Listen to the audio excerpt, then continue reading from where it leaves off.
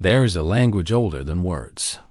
It moves through the slight hesitation before someone speaks, the way a person's shoulders drop when they think no one is watching, the silence that follows a question they'd rather not answer. Psychologists have spent decades studying this language, not what people say, but what they do. And their conclusion is unsettling. The most important information about a person is rarely spoken. It's demonstrated. Today, we examine 7 behaviors that mental health professionals consistently identify as signals worth paying attention to, not to judge the people who exhibit them, but to understand what's happening beneath the surface.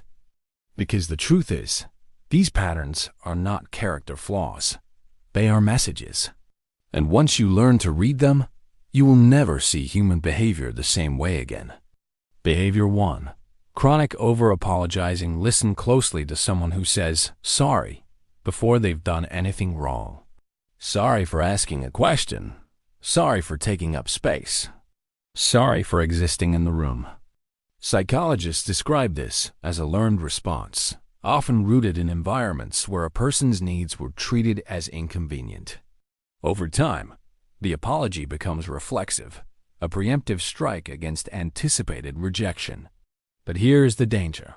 Chronic apologizing doesn't just reflect low self-worth. It invites others to treat that person's boundaries as negotiable. Left unaddressed, it becomes a quiet pathway to burnout, resentment, and exploitation. Behavior 2. Avoiding eye contact during emotional conversations. When a conversation turns personal, a confession, an apology, an admission of fear, some people look everywhere except at you. Attachment researchers have long linked this behavior to unresolved discomfort with vulnerability. The eyes, after all, are the most direct channel of emotional exposure. To look away is often unconsciously, to protect oneself from being truly seen. This is not dishonesty. It is self-preservation, shaped by past experiences where vulnerability was met with judgment rather than safety. Behavior 3. An excessive need for control. The colleague who insists on managing every detail. The partner who cannot tolerate spontaneity. On the surface, this looks like ambition or even arrogance. But psychologists point to a different root: anxiety. Control, in these cases, is not about power, it's about survival. When the external world feels unpredictable, controlling the immediate environment becomes a coping mechanism. Recognizing this reframes the behavior entirely. What looks like domination is often quiet desperation for stability. Behavior 4. Sudden withdrawal from social circles. Of all 7 behaviors, this is the one most frequently dismissed, often with the phrase, "they're just busy." But mental health professionals warn that a sudden, uncharacteristic retreat from friends, family, or regular activities is one of the earliest and most reliable indicators of internal crisis, including depression. The tragedy is that withdrawal is often mistaken for independence, or worse, ignored entirely because it requires no immediate confrontation. But silence is rarely peace. Often, it is the sound of someone quietly disappearing in plain sight. Behavior 5. Perfectionism as a mask. Society calls it discipline. Psychologists call it something else: armor. The person who rewrites an email 7 times, who delays launching the project until it's ready, a state that never quite arrives. This isn't the pursuit of excellence. It's the avoidance of judgment.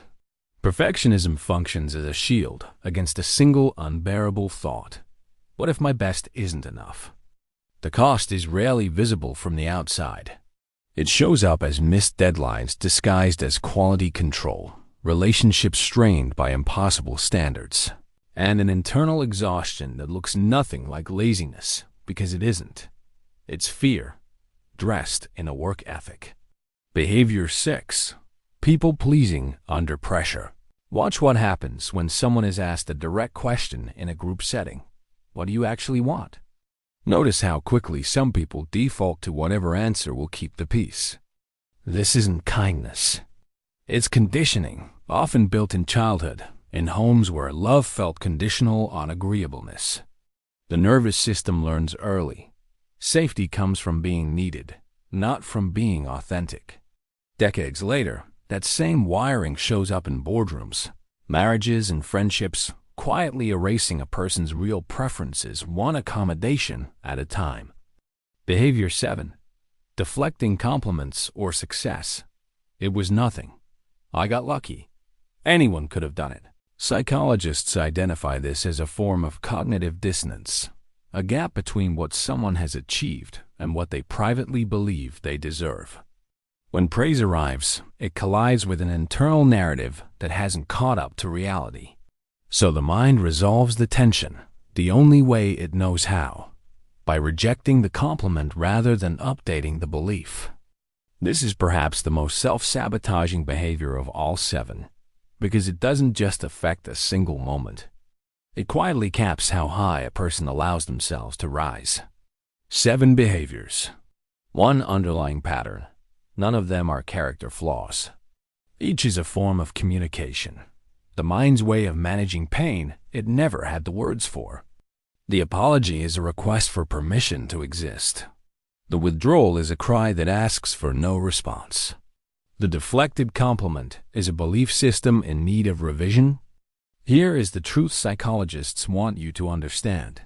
Awareness is not the end of the work. It is the beginning of it. Every pattern you've just recognized, in others or in yourself, is not a permanent identity. It is a signal. And signals can be answered. So before this video ends, ask yourself honestly, which of these 7 behaviors did you recognize in yourself first? And what is it trying to tell you?